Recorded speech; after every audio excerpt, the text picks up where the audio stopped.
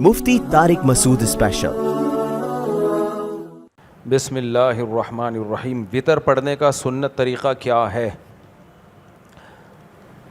نبی صلی اللہ علیہ وسلم سے وطر کے دو طریقے منقول ہیں۔ جو سیدہ عائشہ رضی اللہ تعالی عنہ سے منقول ہیں وہ یہ ہے کہ 3 رکعت وطر جیسے حنفی لوگ پڑھتے ہیں، اور نبی صلی اللہ علیہ وسلم سے یہ بھی منقول ہے کہ آپ نے فرمایا اوتر بواحدتن۔ اب اوتر بواحدتن، اوتر کا معنی وطر پڑھنا۔ اب اس کا مطلب ایک یہ بیان کیا گیا ہے کہ 1 رکعت وطر پڑھو، اور ایک یہ بیان کیا گیا ہے کہ اوتر بواحدتن، 1 رکعت کے ذریعے پچھلی جو نماز تھی جو ایون تھی اس کو آڈ بنا لو، یعنی جفت نماز کو طاق بنا دو۔ تو اب چونکہ حدیث کے راوی عبداللہ ابن عمر رضی اللہ تعالیٰ عنہ ہیں، انہوں نے حدیث کا مطلب یہی سمجھا کہ 2 رکعت الگ پڑھی جائے اور اس کے بعد 1 رکعت پڑھی جائے۔ احناف کہتے ہیں کہ یہ عبداللہ ابن عمر کا اپنا اجتہاد تھا، تو اس حدیث کو دوسری حدیثوں پہ رکھا جائے گا جن میں آتا ہے کہ نبی 3 رکعت وطر پڑھتے تھے اور 2 رکعت کے بعد سلام نہیں پھیرتے تھے، اس میں یہ پراپر الفاظ میں۔ یہ مسئلہ بھی میں انشاءاللہ ریفرنسز کے ساتھ پورا ریکارڈ کرواؤں گا۔ تو وہ یہ کہتے ہیں کہ یہ عبداللہ ابن عمر رضی اللہ تعالیٰ عنہ کا اپنا اجتہاد تھا، وہ یہ سمجھے کہ 2 کے بعد سلام پھیرنا ہے۔ تو ہم نے جو ترجیح دی ہے وہ حضرت عمر کے عمل کو ترجیح دی ہے۔ حضرت عمر رضی اللہ تعالیٰ عنہ جو تھے وہ 2 رکعت پڑھتے اور اتحیات پڑھ کے سیدھے کھڑے ہو جایا کرتے تھے سلام پھیرے بغیر۔ تو اب یہ صحابہ میں ہی اختلافی مسئلہ تھا، تو اس لیے احناف نے حضرت عمر کی جو فہم ہے اس کو زیادہ ترجیح دی، اور امام شافعی اور امام احمد نے عبداللہ ابن عمر کو عمل کو لیا، کیونکہ حدیث کا ظاہر سے یہی پتہ چلتا ہے کہ 1 رکعت وطر، لیکن احناف نے کہا دوسری حدیثوں کو ملایا جائے تو اوتر بواحدتن کا مطلب 1 رکعت وطر نہیں ہے، بلکہ اس کا مطلب یہ ہے کہ 1 کے ذریعے آپ پچھلی نماز کو وطر بنا دو۔ وطر کہتے ہیں طاق کو، یعنی جفت کو طاق بنا دو۔ اور پھر احناف کا ویسے بھی امام ابو حنیفہ کا اصول ہے کہ کوئی بھی ایک حدیث اگر عام اصولوں سے جو نماز ثابت ہوگی نا، متواتر نماز، اس سے ہٹ کے ہوگی تو وہ اس حدیث میں تعویل کرتے ہیں۔ کہتے ہیں جو تواتر سے جو نماز ثابت ہے اس کو اصل بنایا جائے گا، اور ایک حدیث اگر اس کے خلاف آ رہی ہے تو اس میں تعویل کی جائے گی۔ اب جو تواتر سے جو نبی سے نمازیں ثابت ہیں وہ یہی ہیں کہ آپ نے کہیں بھی 1 رکعت نماز نہیں پڑھی ہے، کوئی سنت، کوئی فرض، کوئی واجب، کوئی 1 رکعت ملتا ہی نہیں ہے۔ تو اگر یہاں مل رہی ہے تو اس کا وہ مفہوم لیا جائے گا جو دوسری نمازوں سے میچ کر جائے۔ تو اس لیے یہ مسئلہ صحابہ کے درمیان اختلافی ہے۔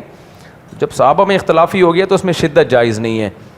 تو اس لیے جو احناف پڑھتے ہیں وہ طریقہ احتیاط پر مبنی ہے، کیونکہ وہ سب کے نزدیک آپ کے وطر ہو جائیں گے، لیکن امام شافعی نے اس رائے کو ترجیح دی ہے، تو کچھ لوگ اس طریقے سے پڑھتے ہیں۔ کیا حیض کی حالت میں بچوں کو قرآن پڑھایا جا سکتا ہے؟ قرآن کی آیت مکمل نہیں پڑھائی جا سکتی، توڑ کے پڑھا سکتے ہیں۔ جیسے ایک لفظ پڑھا بچے نے وہ دہرایا، پھر دوسرا لفظ، تاکہ پورا ایک سینٹنس نہ ہو، ایک اکیلے ایک لفظ میں یہ نیت کر لی جائے تعلیم کی، تو آیت نہیں پڑھی جا سکتی، یعنی اتنا جس کو قرآن کہا جا سکے۔ کیا مصنوعی دانت لگوا سکتے ہیں جو وضو اور غسل میں نہیں نکلے؟ لگوا سکتے ہیں مجبوری میں، اور جب نکالنا ممکن نہ ہو تو پھر اسی پر غسل بھی ہو جائے گا، وضو بھی ہو جائے گا مجبوری میں۔ لیکن اگر آسانی سے نکالنا ممکن ہو تو پھر اسے نکال کے قلی کرنی پڑے گی، جیسے 32 لگواتے ہیں نا لوگ، تو وہ نکال کے پھر اس کو قلی کرنی پڑے گی۔ کیا گردن کا مسح کرنا وضو کا حصہ ہے؟ وضو کا حصہ نہیں ہے، بہتر ہے، احناف کے نزدیک کوئی سنت بھی نہیں ہے، افضل ہے، کر لے تو ٹھیک ہے، نہیں کرے تو بھی کوئی حرج نہیں ہے۔ جماعت سے نماز پڑھ رہے ہوں اور وضو ٹوٹ جائے تو صف توڑ کر پیچھے نمازیوں کو تنگ کرتے ہوئے نکلنا درست ہے؟ جی درست ہے، کوئی اتنا تنگ نہیں ہوں گے، نکل جائیں، تھوڑا سا دائیں بائیں ہونا پڑے گا۔ کیا کم عمر میں نکاح کر کے اسٹیبلٹی آنے کے بعد رخصتی کرنا جائز ہے؟ مطلب رخصتی کو ڈیلے کر سکتے ہیں اور اس دوران اگر حمل ٹھہر جائے تو گناہ ہوگا؟ میاں بیوی کا اگر یعنی ملاپ سے حمل ٹھہرے تو کیوں گناہ ہوگا بھائی؟ یعنی اگر حمل ٹھہرے تو اس کا مطلب ہے یہ ملنی ہے، پبلک کو بیوقوف بنایا ہوا ہے کہ ہم نہیں ملتے، آپس میں ملنی ہے، اور بہت تمیز سے ملیں تو گناہ نہیں ہوگا، میاں بیوی ہیں وہ۔ باقی ایسے چھپ کے ملنا نہیں چاہیے، جب ایک رخصتی کا ٹائم لیا ہے, سب کو یہ پتہ ہے کہ اس ٹائم پہ رخصتی ہوگی, یا تو اس پہ اڑ جاتے کہ نہیں جی میں رخصتی پہلے کروں گا, اور کرنی ہے تو بتا کے کر لو. ایسے چھپن چھپائی یہ کچھ غیر اخلاقی کام سمجھے جاتے ہیں, اس میں عزت بھی جاتی ہے اور پھر آگے لڑکی کا بڑا نقصان ہوتا ہے, اس میں اس کی عزت جاتی ہے, بڑے مسائل ہو جاتے ہیں. اب حمل ٹھہر گیا اس کو گرانا پڑتا ہے, یہ خود ناجائز ہے, حمل کو ایسے گرا تھوڑی سکتے ہیں. ایسے کیسز آئے ہیں کہ ماں باپ نے طے کیا تھا 1 سال بعد رخصتی ہے, یہ غلط کیا, اس پہ کڑ جاتے کہ نہیں جی ابھی رخصتی ہوگی, یا اور کرنی ہے تو لے جاؤ اس کو, بتا دو ہو گئی یہ رخصتی, جو اکھاڑنا ہے اکھاڑ لو. لیکن چھپن چھپائی نہیں کھیلو, میرا مقصد صرف یہ ہے. ماں باپ سمجھ رہے ہیں رخصتی نہیں ہوئی اور چھپ کے سارے کام ہو رہے ہیں. اس میں کیا ہوتا ہے, پریگننسی ہو گئی, پھر پوچھ رہے ہوتے ہیں ہم سے کہ بچہ گرا سکتے ہیں, کہتے ہیں نہیں گرا سکتے. حضرت بدنامی ہوگی, لوگ کیا بولیں گے. کیا مطلب, لوگوں کے چکر میں اس انسانی جان کو ضائع کر دو آپ. تو وہ کام کیا کیوں ہے جس کی وجہ سے یہاں تک نوبت آئی ہے. سوال ہلکی آواز میں پڑھیں,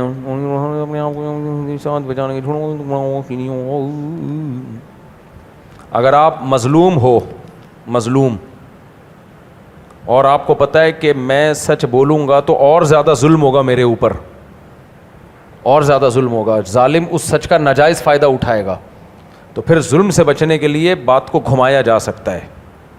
سمجھ میں آ رہی ہے بات, بشرطے کہ اس گھمانے کی وجہ سے کسی اور پہ ظلم نہ ہو رہا ہو. علماء نے اس کی ایک مثال دی ہے فقہ کی کتابوں میں.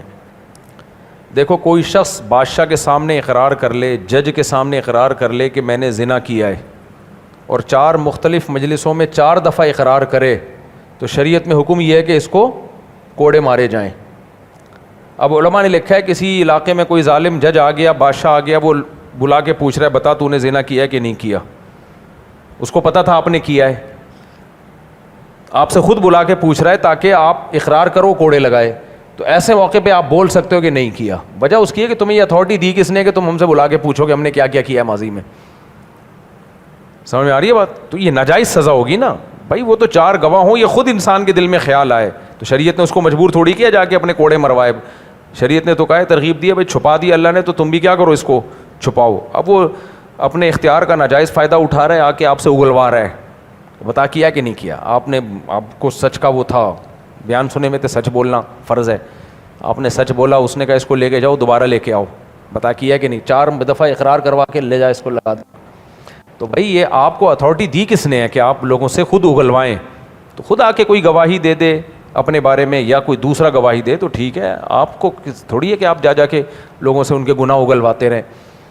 تو اس لیے ایسے موقع پہ علماء نے لکھا آپ بول سکتے ہو کہ نہیں کیا, جا تو جو اکھاڑنا ہے اکھاڑ لے, نہیں کیا, پھینک دو لمبی. سمجھ آ رہی ہے بات. ایسا نہ ہو کہ اب پہلے ہی ہم لوگ سچ بولتے نہیں ہیں تو اب اور جری ہو جائیں, ہر جگہ جھوٹ چھوئے, تو شدید مجبوری ہے نا, کوڑے لگیں گے یا رجم کیا جائے گا. اس سے بچنے کے لیے یہ بات پہ جھوٹ بولنا. اور یہ جو آج کل مارکیٹ میں چل رہا ہے, نبی صلی اللہ علیہ وسلم نے فرمایا سب کچھ ہو سکتا ہے, مسلمان سے جھوٹ نہیں بول سکتا. اور قرآن میں آتا ہے لعنت اللہ علی الکاذبین, جھوٹوں پر اللہ کی لعنت. تو یہ ایسی شدید مجبوری کے حکام اور ہیں, باقی نارملی یہ صحیح نہیں ہے.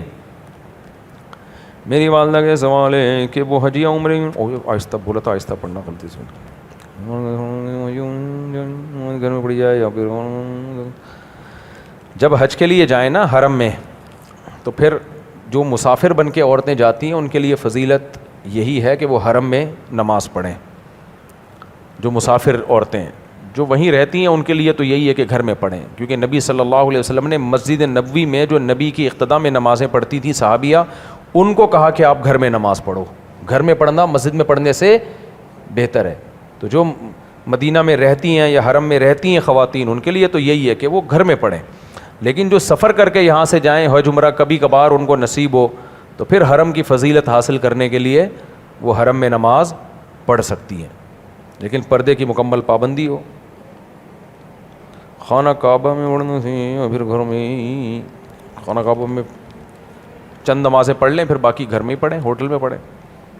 بھائی اس میں تو کوئی چھپانے والی بات ہی نہیں ہے, اس میں کیا پتہ بلا وجہ چھپن چھپائی کھلا رہے ہو مجھے. بولے آہستہ پڑھو, شاید نیچے کوئی خطرناک سوال آ رہا ہے.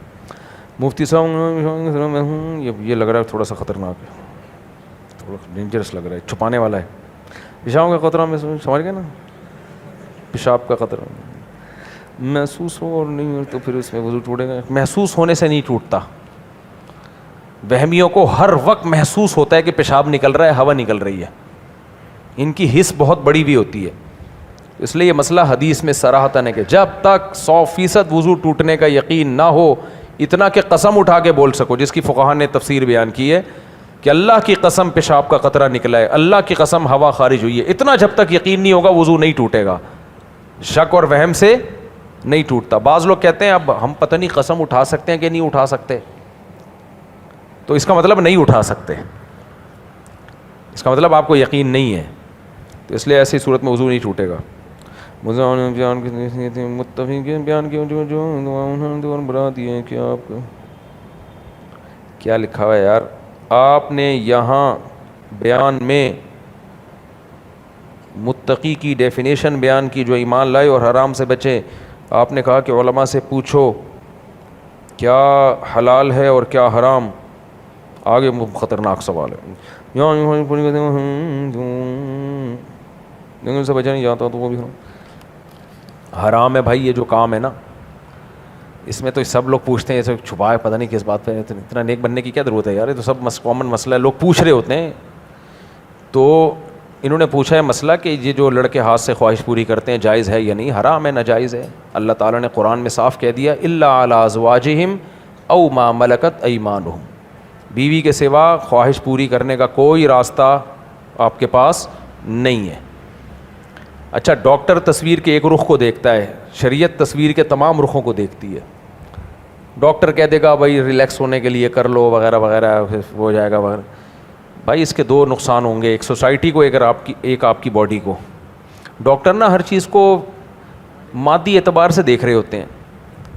ایک ڈاکٹر کی میں نے کتاب پڑھی, وہ کہتے ہیں اس میں کوئی نقصان نہیں ہے, آپ اپنا ٹیسٹ کرائیں بلڈ کا, اس کام سے پہلے اور کام کے بعد کرائیں تو کوئی خون کی کمی نہیں ہوتی, کوئی کمزوری نہیں ہوتی. بھائی یہ کیا پاگلوں والی باتیں کر رہے ہو یار تم, یہ کوئی طریقہ ہے کہ بلڈ ٹیسٹ کرواؤ؟ تو میں ایک مثال دیتا ہوں. لوط علیہ الصلاۃ والسلام کی قوم لڑکوں سے بدفعلی کرتی تھی. جب لوط علیہ السلام نے اللہ کے عذاب سے ڈرایا, لوط علیہ السلام نے کہا عورت سے نکاح کرو, تو قوم نے کیا کہا, ہمیں عورتوں سے نکاح میں کوئی دلچسپی بولو نہیں. اس کا مطلب مردانہ لحاظ سے زیرو ہو گئے تھے کہ نہیں ہو گئے تھے؟ کیا خیال ہے؟ جب کسی کو عورت میں دلچسپی ختم ہو جائے, اس کی شادی ہو اور اس کو دل ہی نہ چاہے وہاں جانے کو, تو یہی تو مردانہ کمزوری ہے. حالانکہ ان کا بھی بلڈ ٹیسٹ کراتے تو بالکل رپورٹ کلیئر آتی. کیا خیال ہے؟ اس سے پتہ چلا کہ یہ گیم کس کا ہے؟ جو سیکشولی ویک ہوتے ہیں نا, جسم سے زیادہ یہ کھیل کس کا ہوتا ہے؟ کھوپڑی کا ہوتا ہے. اب لوط علیہ السلام کی قوم میں کیا کون سے وٹامنس کی کمی تھی جو ان کو عورتوں میں دلچسپی کم ہو گئی؟ بھائی وٹامن کی کوئی کمی نہیں, وہ بڑے پاورفل لوگ تھے. بات یہ کہ اپنی خواہش کو غیر فطری طریقے سے جب پورا کیا تو ادھر ہی سیٹ ہو گئے تھے. پھر وہ نہیں آئی میرا خیال ہے بات. وہ سیٹ کہاں ہو گئے؟ اسی پہ سیٹ ہو گئے. تبھی یہ جو لڑکوں سے بدفعلی کرتے ہیں نا, یہ کم بخت مردانہ لحاظ سے زیرو ہو جاتے ہیں. وجہ اس کی ہے کہ مینٹلی طور پر ادھر ہی سیٹ ہو جاتے ہیں یہ. تو اب جو ہاتھ سے اپنی خواہشات پوری کرتے ہیں, آہستہ آہستہ مینٹلی طور پر سیٹسفائی وہیں سے ہونا شروع ہو جاتے ہیں. پھر وہ باڈی اس پہ سیٹ ہو جاتی ہے. تو یار ایک باڈی کو اللہ نے بنایا, مرد کو عورت کے لیے بنایا, عورت کو مرد کے لیے بنایا. وہ کسی اور ذریعے سے کریں گے تو شادی کے بعد پھر وہ ڈسٹرب ہوں گے اس میں. وہ سیٹسفائی نہیں ہوتا آدمی جو ان چیزوں سے بچتا ہے, اس طرح سے سیٹسفائی نہیں ہوتا. میرے سامنے ایسے بھی کیس آئے ہیں, شادی ہو گئی لیکن وہ کہہ رہے ہیں ہم یہی کام کرتے ہیں تو ہم سیٹسفائی ہوتے ہیں, بیوی پہ نہیں سیٹسفائی ہوتے ہم. اس سے بڑی کیا زندگی میں تباہی ہوگی؟ تو اس لیے تصویر کے ایک رخ کو دیکھا جاتا ہے, دوسرے کو رخ کو دیکھا نہیں جاتا. اور دوسرا, سوسائٹی کو خرابی کیا ہوتی ہے؟ اللہ نے مرد میں یہ شہوت اس لیے مسلط کی ہے کہ مجبور ہو کے شادی کرے وہ. اس سے کیا ہوگا سوسائٹی کو فائدہ؟ اللہ کی کسی بندی کو ٹھکانہ مل جائے گا نہ چاہتے ہوئے بھی. سمجھ میں آ رہی ہے بات؟ یہ کہے گا میں خرچے نہیں اٹھا سکتا, میں یہ نہیں, لیکن مجبور ہو کے کیا کرے گا؟ اس کی ایک مثال دیتا ہوں. ایک آدمی روٹی کا تندور لے کے بیٹھا ہوا ہے روٹی بیچنے کے لیے. آپ کو پتہ ہے آج کل روٹی کا ریٹ کیا چل رہا ہے؟ 20 روپے. آپ کو پتہ ہے 20 روپے کی روٹی خریدوں گا اس کا بزنس چمک جائے گا, لیکن 20 روپے کی روٹی میں کیوں خریدوں؟ میں اپنے پیسے بچاؤں گا, میں پیسے بچاؤں گا. لیکن اس میں تندور والے کا بیڑا غرق ہو گیا کہ نہیں ہو گیا؟ تو اللہ آپ پہ بھوک کو مسلط کرتا ہے. آپ کہتے ہو یار دل تو چاہ رہا ہے 20 روپے بچا لوں, خون پسینے کی کمائی ہے, لیکن پیٹ اجازت, یہ لے 20 کیا 30 لے لے, روٹی دے دے یار. پھر جب پیٹ بھرے گا پھر بولے گا ابے پیسے ہی خرچ کر دیے میں نے, یہ کیا ہو گیا. لیکن شریعت چاہتی ہے کم وقت خرچ کر تاکہ اس تندور والے کو روزی ملے. تو اللہ نے جن کو بیٹیاں دی ہیں نا, تو اللہ چاہتے ہیں بیٹیوں کو باپ نہ پالے, بیٹیاں جب بالغ ہو جائیں تو ان کو ان کے شوہر پالیں. سمجھ میں آ رہی ہے بات کہ نہیں آ رہی؟ ان کا گھر ہو, ان کو شوہر کی عزت ملے, محبت ملے. اب شوہر کیا کر رہا ہے, لونڈے لپاڑے, اب پیسے خرچ ہوتے ہیں, ماں باپ منع کر رہے ہیں, کم وقت تیرا پیسہ تو ادھر چلا جائے گا بیوی کی جیب میں. ہر شخص پیسہ بچانے کی فکر میں لگا ہوا ہے.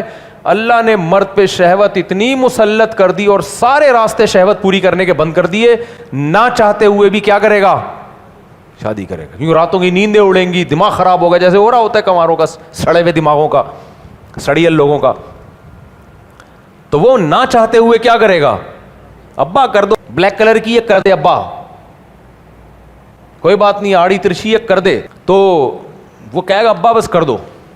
تو یہ اللہ نے شہوت مسلط کی ہے تاکہ تو یہ ہماری چاہتوں پہ نہیں رکھا کہ ہم جب اسٹیبل ہو جائیں ایکچولی, تو اس سے نقصان تو لڑکیوں کا ہو رہا ہے نا, بچیوں کے باپوں کا ہو رہا ہے, ان کے ماں باپ کا ہو رہا ہے, وہ بھی بٹھا کے رکھیں گے.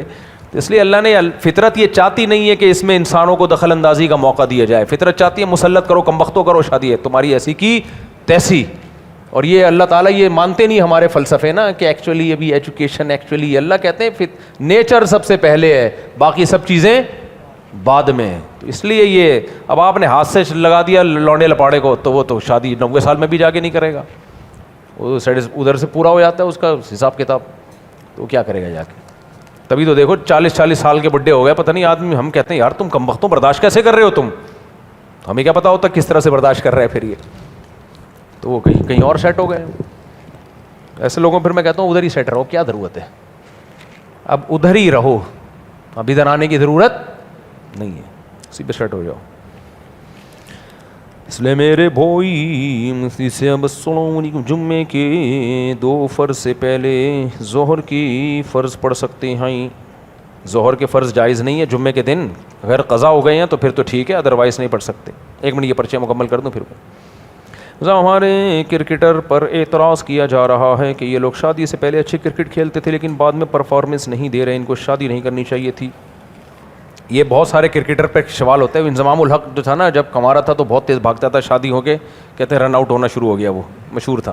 لیکن شادی سے اس کا کوئی تعلق نہیں ہے. ہوتا پتہ ہے کیا ہے, سمجھو, شادی ہو جاتی ہے, صحت کا خیال کرنا چھوڑ دیتے ہیں, بھوک لگتی ہے شادی کے بعد, بھوک کیونکہ مینٹلی سکون ملتا ہے نا انسان کو, تو وہ اس بھوک میں بجائے اس کے کہ انڈے پروٹین اور اچھی ڈائٹ لیں, وہ اوٹ پٹانگ چیزیں پھوڑنا شروع کر دیتے ہیں. اکثر دیکھا ہوگا شادی کے بعد گینڈے بننا شروع ہو جاتے ہیں.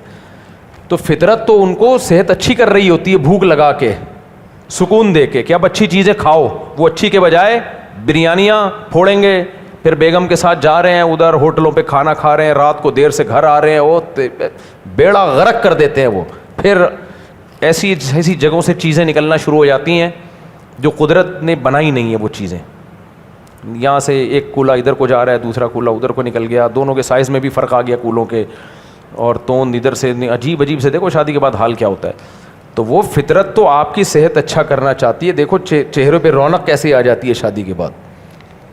تو یہ بالکل ایسا ہی ہے جیسے آپ جم گئے. ہمارے ایک دوست ہیں باریک سا لڑکا, میں نے اس کو بہت سمجھایا جم جایا کرو, بہت باریک ہو تم, مطلب ناڑا ڈال سکتے ہیں تمہارے ذریعے سے شلوار میں, اتنی سلائی بن چکے ہو تم.